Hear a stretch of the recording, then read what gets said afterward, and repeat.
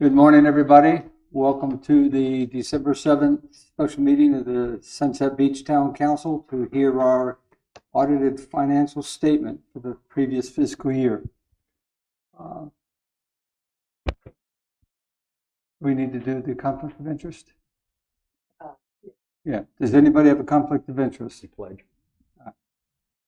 Thank you. Please stand for the Pledge of Allegiance. I pledge allegiance to the flag of the United States of America and to the republic for which it stands, one nation, under God, indivisible, with liberty and justice for all.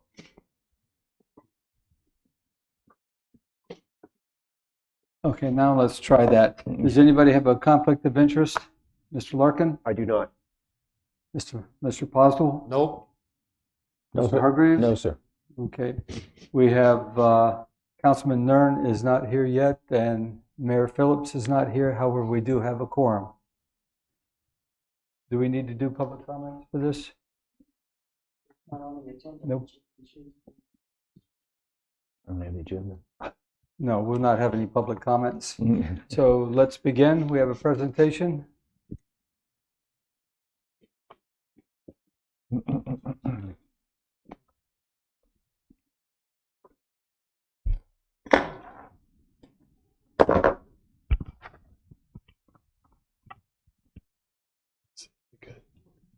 All right. Good morning. Morning. I'm not used to being the star of the show, so I don't know how I'm going to do this differently, but I'll probably stay the course. So I appreciate the opportunity to be here this morning. I'm here to present the June 30th, 2023 audit of the town of Sunset Beach. The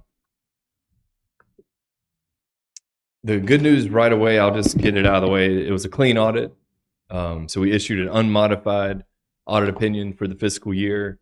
Essentially, that's saying that the financial statements that you should have a copy of, in our professional opinion, you can rely on them in accordance with the auditing standards that we must follow. And then these statements are in accordance with generally accepted accounting principles. So clean audit opinion. So that's our highest level of assurance on the financial statements. The second audit opinion we issued for the June 30th, 2023 fiscal year is referred to as Yellow Book. That's an internal control audit opinion. Typical with auditing governmental units, you're required to test internal controls, specifically the design and implementation. We look for material weaknesses and significant deficiencies in controls. For this audit, there were no internal control findings. So that's our second opinion. The third one is referred to as single audit. And anytime you spend over $750,000 of federal grant expenditures or $500,000 in state grant expenditures, it triggers a single audit, and we're required to do additional audit procedures and compliance procedures on that.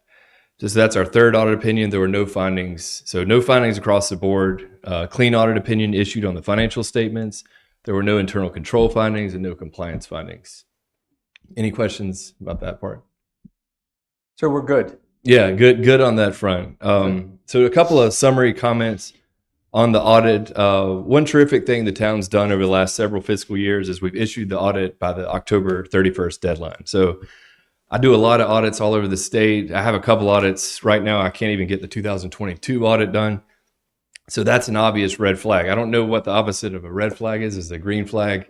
But the fact that you're getting the audit out in a timely manner signals that the books can be audited. So that's a tremendous thing. So you definitely don't want to take that, or at least you want to take that into account. The financial statements, as you look at them, there's 80 pages. So it's a tremendous feat just to get these financial statements, particularly governmental accounting statements with all the pension footnotes. I mean, it's a pretty tremendous task just to get it out. And your finance director has done a terrific job over the last several fiscal years assisting in that. As far as the accounting records, we had less than 5 journal entries that we had to make.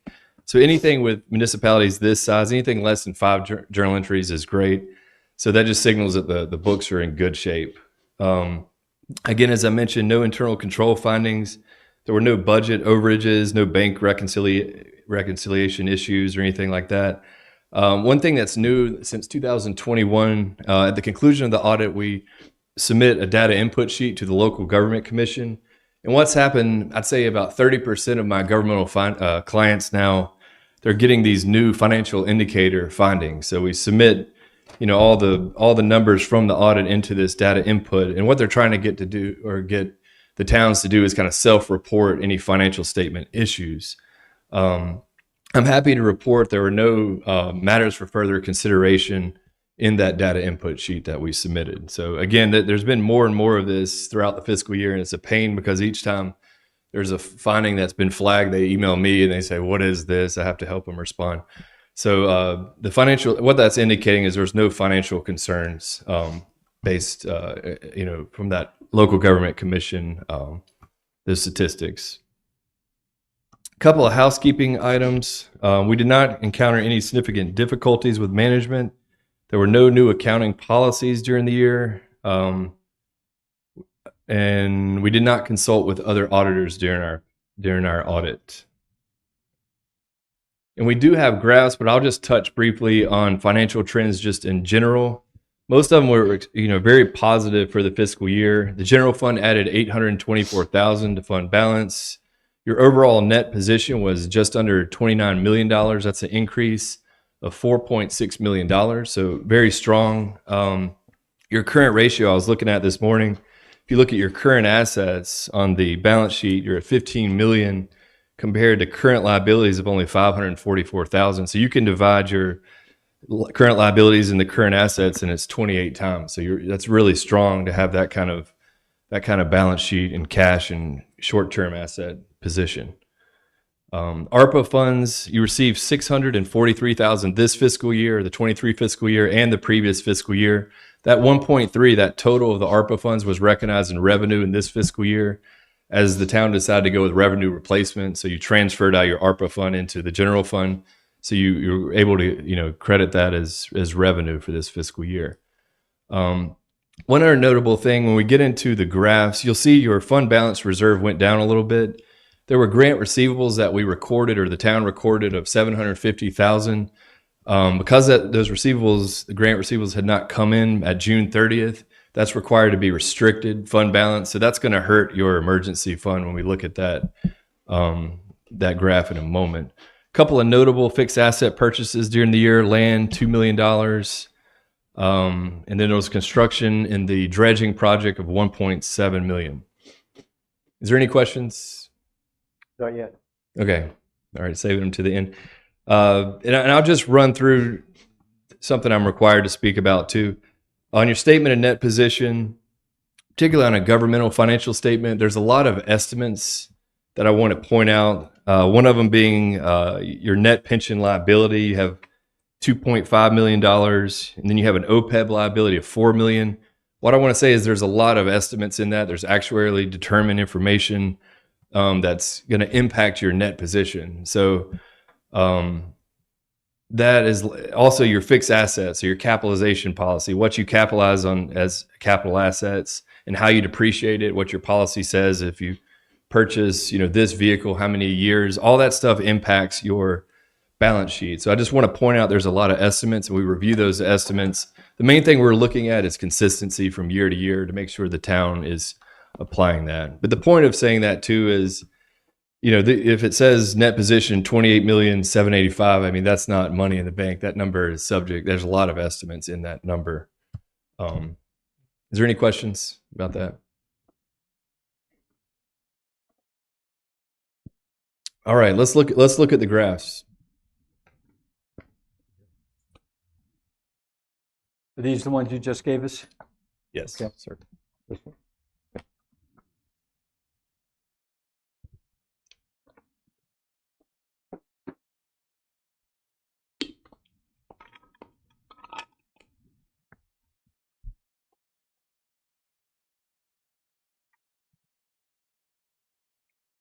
All right, the first one is analysis of fund balance, governmental funds. And so what we have here is 12 fiscal years of information. So you can see kind of where the town, from a trend standpoint, has been moving. And this is your governmental funds. So in June 30th, 2023, there was an increase of $2.1 million. As I mentioned earlier, general fund increased by $824,000.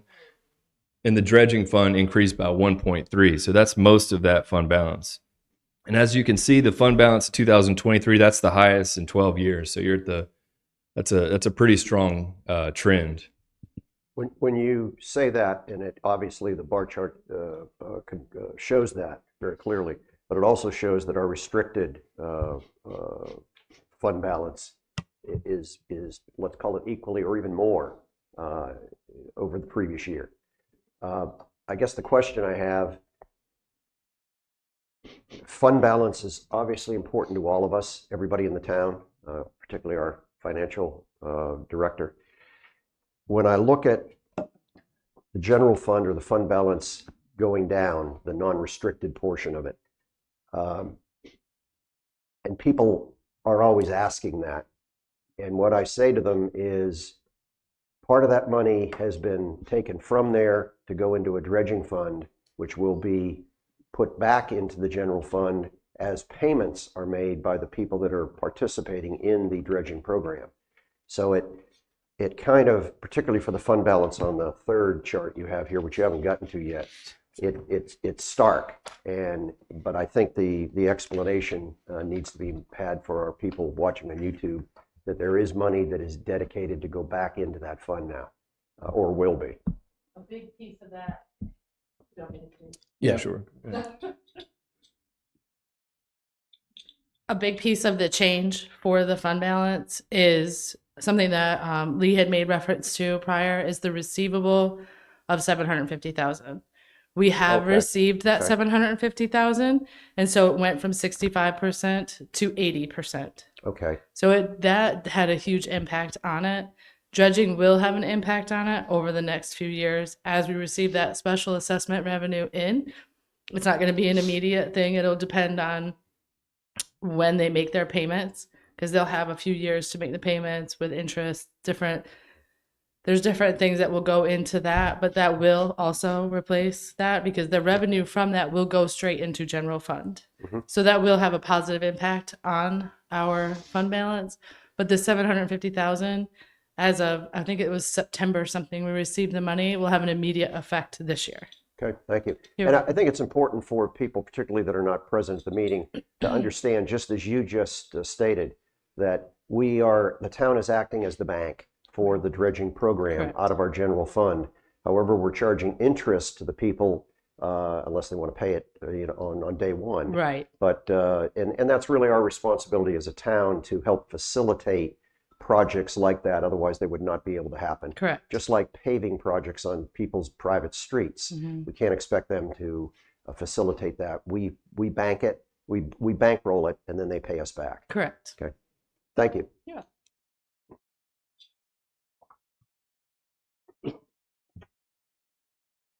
All right, let's go to the second page. This is total cash, all funds by the last 12 fiscal years. In 2023, it was just under $12.8 million, which was a $249,000 increase from the previous fiscal year. So the town sitting in 2023 is at the highest cash position in 12 years. So also a very positive trend. So let's go to page 3. The graph 3, this is the emergency fund, or the unassigned fund balance in the general fund. So this graph says number of months in reserve, general fund. In 2023, you're at 65.02%, and that is a decrease from the previous fiscal year of 97.75%. If you convert that into number of months in reserve, that's 7.8 months. And as Tara just spoke, that 750,000 was basically as good as cash. So when we were auditing, we came, and I think we were here in August. I think the money was already in, wasn't it, in August or soon after? Okay.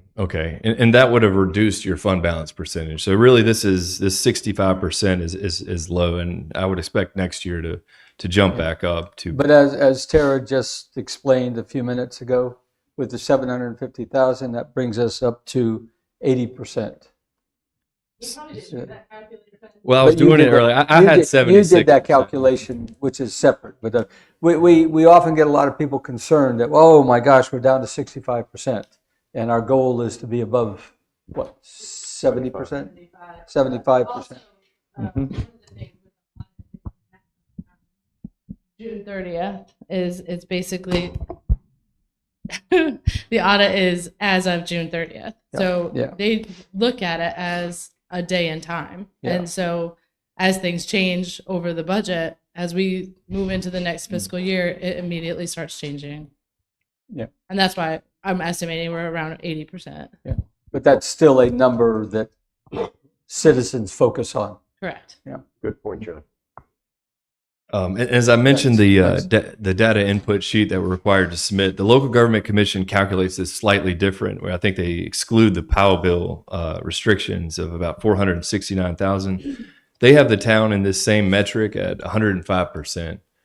And if you take that 105, that's compared to the average of similar municipalities, which is 63%. And then the minimum number that the LGC came up with is 34%. So you're comparing the 105% to the 63% average and then the 34% minimum. So based on the Local Government Commission's percentage, the town's doing a great job relative. Isn't it true, though, and maybe this is outside the scope of your audit, that coastal communities that are particularly more vulnerable to storms and issues like that, that the COG would suggest a higher than the 33% that you said would be their minimum? That's reasonable to say. Okay. Yeah, and I do feel like the coastal municipalities are a little bit outliers, and they're hard to compare too. I do Surf City and Emerald Isle, and all you guys are different. So they'll ask me comparative questions, and it's difficult. But I agree that what you said would sound reasonable. All right, let's go to page 4. This is your dredging project fund balance by fiscal year.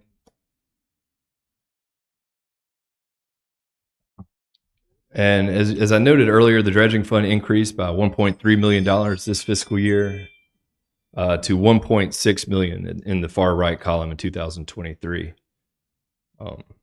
There's not really anything else to say about that one. So let's go to the next page.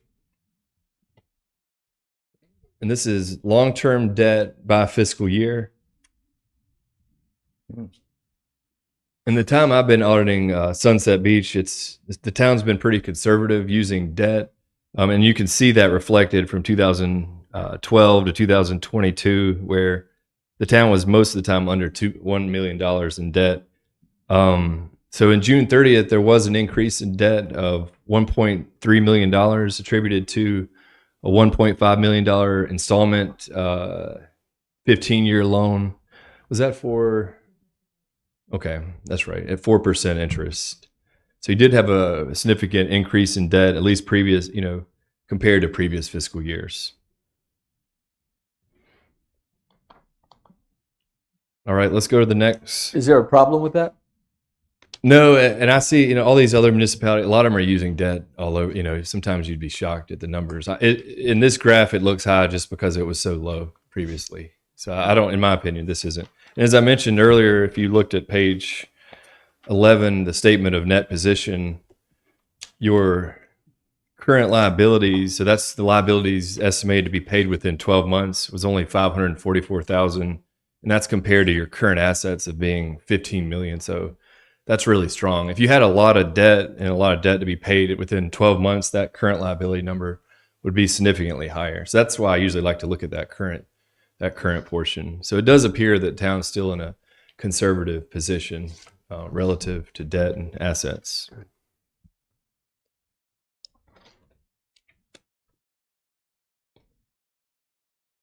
All right, let's look at the last one. Property tax collection percentage by fiscal year. So June 30th, 2023, you're at 99.69%.